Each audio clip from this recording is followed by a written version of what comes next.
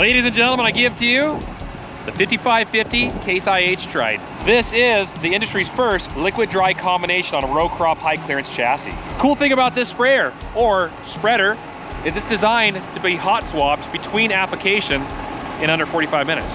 3 guys, a telehandler, maybe a crane, take that unit, pull it off, put the dry on, boom, spread fertilizer. Oh, need to go back to crop spraying, pull it off, crop sprayer on, boom. This Trident is equipped with a 1,600 gallon stainless steel tank. That's about 400 gallons more than what a 4440 Patriot has. It's got the same 120 foot boom Patriot system on it with the AIM Command Flex. I do like the Flex very much, that kind of flex, but this Flex is good too. This thing's been designed from the ground up with a whole entirely new chassis, suspension system. The wheels are bigger, the engine's bigger. As you can see, it's got a front mounted engine, not rear mounted like the Patriots had. It's got a Magnum cab on it, so a much larger cab than the Patriot. It's a different machine, but it gets the same job done, except for the fact that it can spread fertilizer. With a near perfect 50-50 weight displacement between the front and rear axle, this thing's compaction is about as good as the Patriot. Now, it's fully loaded, can weigh around 50,000 pounds, so it's a little heavier, but it is set up so you can add duals if needed. That gnarly engine in there puts out about 390 horsepower, boost to 415. That gives it the power it needs to go 40 miles an hour down the road. That's pretty fast. That's actually really fast. And when you're as high as that thing is, it feels like you're cruising. This here is a really neat addition. They got rid of the old coil over springs that were on the Patriots. This is an air suspension. It's basically a giant airbag, but I can adjust it at over 13 feet wide and been able to rise over a foot with the air suspension. You can really adjust that thing if you need to. Okay, enough talk, let's get to spraying. We got some acres to cover, remember? We planted the whole farm. I'm excited, let's knock them out. Oh, wait, one thing I forgot to show you guys. Check this out.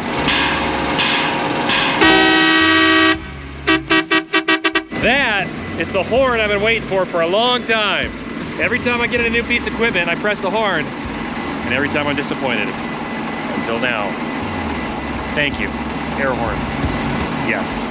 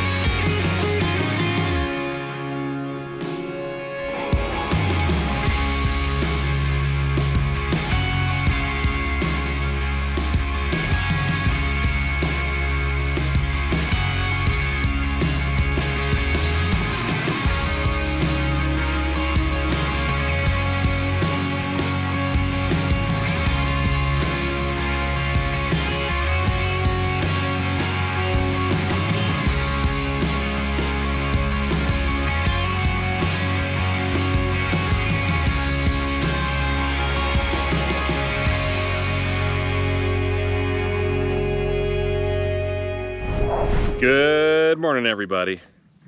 It's time to do a little bit of a crop applicating with the Trident 5550. I'm excited. Let's go roll. Fill her up.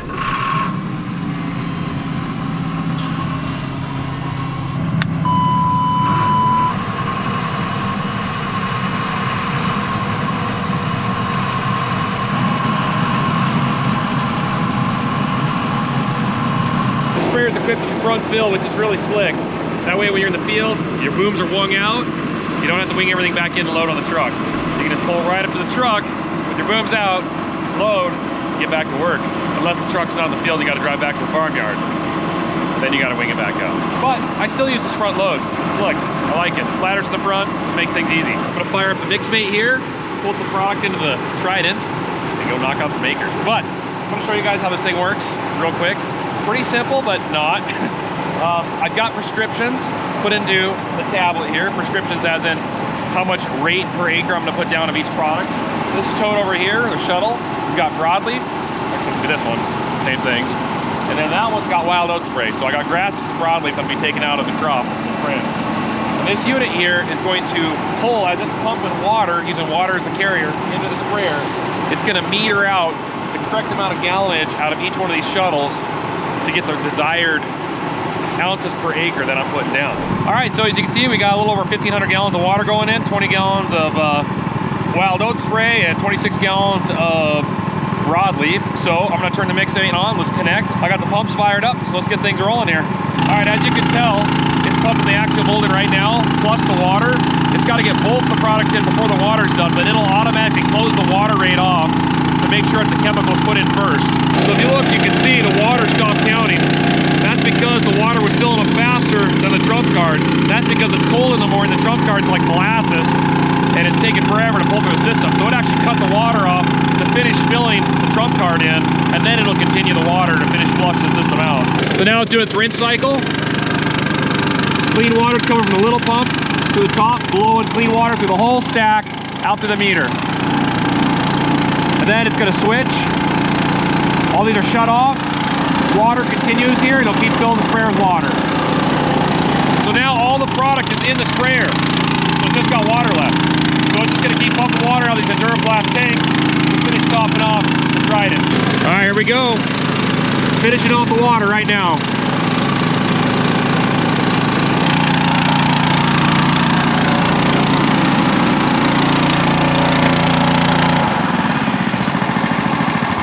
That's it, she's full. Let's go spray. One thing that sets the Trident apart from, say, the Patriot line is it has a lot higher top end speed. Patriots were, I think, what, 33, 34 miles an hour, something like that, maybe a little bit more. This thing can cruise at 40. Not quite big brute, but it feels exceptionally fast when you're up high in this cab. Now, if you guys saw some old equipment, some iron, maybe some buildings that were kind of tipped over, some rubble, that's actually Welker Farms homestead.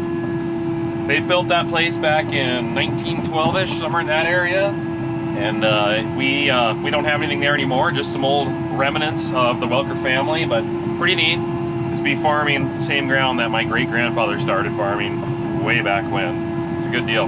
But it's nice to be a little further away from this area and have electricity and running water and natural gas and internet, because this area has none of that. So we're spoiled. So far, I'm thoroughly impressed with how this thing's spraying, but where are my wheelie bars? There's no wheelie bars. I know this is a Magnum cab, lots of room, but man, I like those wheelie bars. Now some might ask, how noisy is the cab? It's not bad. I will say the Patriot's quieter, but I mean, there's an engine right there. The Patriot, rear engine, behind the tank. So what you really hear most of the time is the hydrostatic drive running, or the actually cab fans, the air AC or the electronics fans running in the cab. But there is a little bit of a drone, very minute though. I mean, this would be the quietest machine on Welker Farms. Well, it is right now. It wasn't that long ago I did a crop tour video, and conditions look pretty good here. They did. They're starting to turn. We're not alone. A lot of the country's this way right now. It's getting dry. It's pretty bleak in the forecast.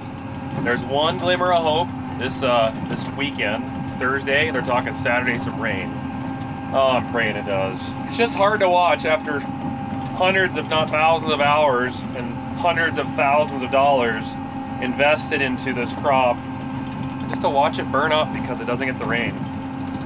You know, it's not in my control, so I really shouldn't be complaining about it. It's more or less just what I'm thinking. But I think there's still a good chance we might get some rain here.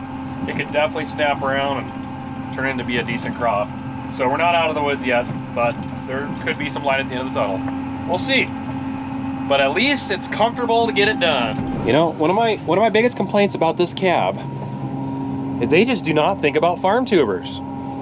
Like, there's no metal places to stick my magnet. It's all fiberglass and plastic. Is there, wait, hang on a second. Ah, found one. The AFS Connect cabs and the Magnum and the Stagger. Lots of places for farm tuber cameras. Future upgrade for the Trident someday. Case IH. Think about the farm tubers. They got magnets. They need places to stick to. At 390 horsepower, boost to 415, it shows I haven't had any issue with power. Fully loaded at 1,600 gallons. Suppose this will weigh in about that 50,000 pound mark, and it pulls a hill just fine at 16 miles an hour.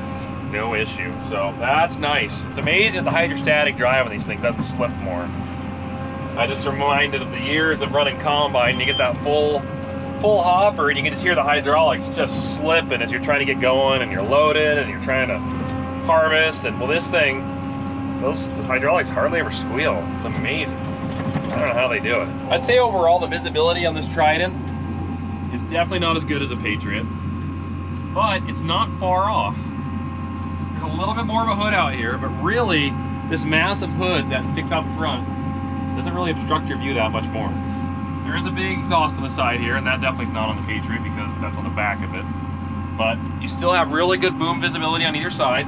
The tank is tall but narrow, so it really doesn't block a lot of your view behind. The cab feels a lot like a Patriot. Similar controls, if not identical. In fact, I bet this is all the exact same. Your Raven monitor, pretty standard. The cab itself is a Magnum cab, so it's definitely bigger. It's like I said, it's nice and quiet. The ride on this thing, I would say, is a little bit better than a Patriot. A little bit. It's got that air ride. It can raise and lower, so you can actually set the ride height that you want. Well, let me just show you right here. Transport, low apply, standard, and maximum. We're at standard right now. I can't change this while I'm going full speed down the field. You have to slow down. There's a speed limit on when you can adjust it. But it takes about 30-40 seconds for it to set the new setting. You can hear the air in the system increase and decrease and relieve pressure out of each airbag and each wheel and increase. It's kind of cool. You can hear a lot of things happen. And then there's this. Now, fuel burn. I can't remember exactly what the Patriot runs on the 4440, but on this, if you run wide open, which is about 22.5 RPM, you burn on flat ground with a full load roughly 8 to 9.5 gallons an hour. But I found if you back the RPMs off to about 750 to 1800, 1750 to 1800, you can drop that gallon per hour down almost 2 and still get good power. If you had some hills you had to pull and you needed all the power there, or you're going through some muddy conditions and you just don't want to deal with anything bogging down, obviously full throttle is the way to go. I know they highly recommend higher RPMs than lesser in these things. I think it's just the way the hydrostatic system works and likes that. But I would never go below 1700. I think that's a good mark, 1800. But it just seems to be a little more efficient at those speeds. I don't have any way of seeing the exhaust gas temperatures, so that's a good way to know too. But it is kind of nice. You can refine it a little bit, a little more efficiency out of every one of those gallons of fuel you're putting through this thing. This thing really does scoot. Look at that. Going 38 up a slight hill, hit 40 on flat. That's pretty fast. Doesn't take long to get around. Unless you're Mike Mitchell, you've got to drive halfway around the world to get to the other side of your farm. Mike, you guys. Now this system is equipped with Aim Command Flex. A really neat system. I had Aim Command Flex in the Patriot that I tried last year. Works really well. I'm just going to show you guys a little bit of it working in action. Let's turn on our main switch. We're spraying right now. I'm just going to turn a little bit. Make a zigzag or two. This will make for some interesting tracks in the field. Okay, here we go. Let's watch this paint. So every one of these are nozzles. Some of these are groups of nozzles, but see them turn on and off. So they're just turning red. That means they're shutting off so it doesn't overlap. As I enter this gap here where there needs to be product sprayed, turn it on across the board. There we go. And then back off again.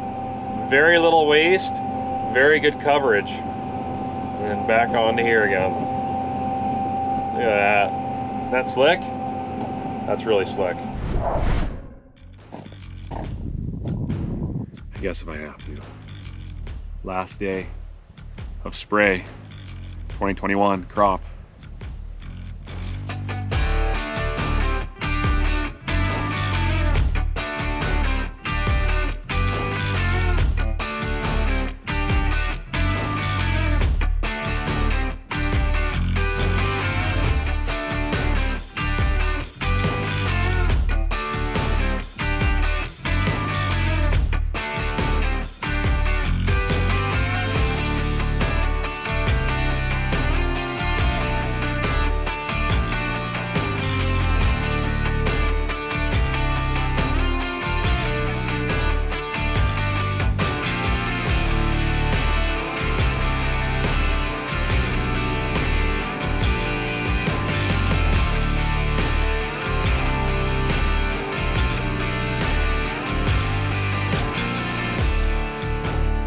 feature of a nice spraying with aim command is the turn compensation. When you're spraying on crop, it's not good to double applicate, and our sprayers do that a lot because we've only got 4 sections, so there's just times where no matter what you can do, you're gonna have nozzles spraying on top of crop that was already sprayed. It's just how it works out.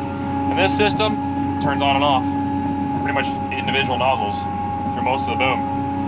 So I don't really even think about it. And then when I'm spraying fast and I'm turning and my outside boom is spraying really fast, it puts a lot more down. So that way I'm not under applicating, because usually in the corners of our fields there's weeds growing because our sprayers don't compensate for turns. So less product is put down as you turn. And then in the center where you turn, the inside, more is put down. So it's really clean there, guys. Anyways, yeah, it's working really good. That's it. Done with spring wheat, done with barley. Now I've got left is some canola. So it's gonna be nice and hot today. I'm gonna take the time to get the sprayer all cleaned out, make sure it's no residue of the previous chemical, and then load her up, go knock out some canola acres, and then call it good. And then disappear for about a week or 2. All right, it's canola time. Let's take care of some of them weeds. So what I got going on here is the mix made again, but I'm gonna show you guys something a little different. As you can see, there's no totes on the trailer. Not doing totes. Got bags of AMS and the herbicide in the jugs there. We're gonna be using the inductor this time. What's cool about this inductor is not your standard just inductor. This thing has load cells on it, so it actually weighs the product as you're putting it in it. And it's got a jug rinse. That's pretty slick. And if you have an air hooked into it, which I don't, it'll empty a jug in just like a couple seconds. But I don't have it hooked up right now. Truck's not aired up. We're just gonna do this way. So, I looked at my prescription. My mix mate tells me to do 80 acres of canola, which is what I'm gonna do this time. I need 1,186 gallons of water. I need 195 pounds of AMS. Right there, those are 52 pounds each, or 51? 51 pounds each. So what is that, like almost 4 of those bags? So I'll do 4 bags. And then I need 13.75 gallons of that stuff. So let's get some boxes ready.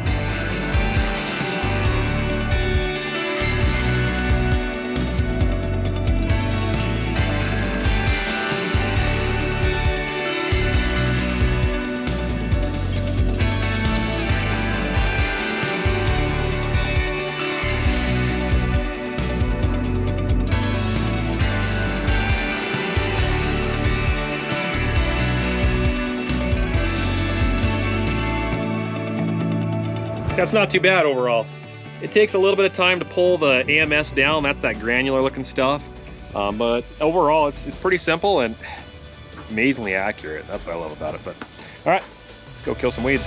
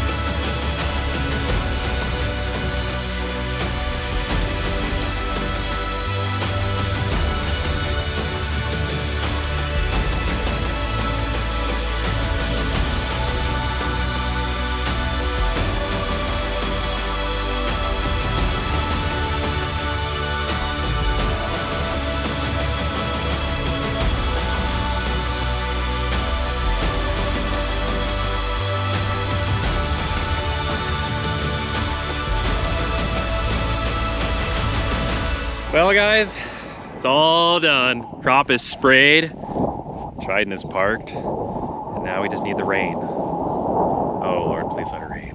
It's getting dry guys, it's getting really dry. We're getting nervous. We had a little bit of rain, but there is nothing in the 10-day to 15-day outlook. 4 straight days of 100 degrees Fahrenheit with wind, and there's no sub-moisture, and it's showing. We had high hopes, but I don't know. Thanks guys for watching.